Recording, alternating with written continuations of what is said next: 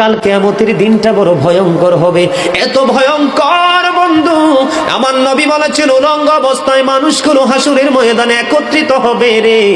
ও বন্ধু, প্রত্যেকের কবর থেকে ওই হাসরের ময়দানটা কমপক্ষে 50,000 বছরের রাস্তা হবে রে বন্ধু। এই জন্য নবী যখন মেরাজের রজনীতে বোরাক দেখেছিল, আমার নবীকে আল্লাহ দাওয়াত দিয়েছে, বোরাক দেখে আমার নবী এত ক্রন্দন করেছিল, মনে হয়েছিল যেন আমার নবীর চক্ষু মুবারক দুইটা ঝর্ণা হয়ে গেছে।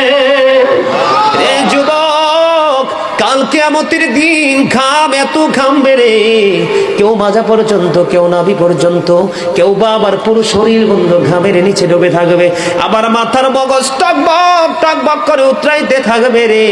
আল্লাহ বলেছেন লা ইয়ামুতু, people will not die that day, সেদিন মানুষ আর মরতে পারবে না। আল্লাহ বলেছেন ফিহা ওয়ালা ইয়াহইয়া, people will not be able to live that day, মানুষ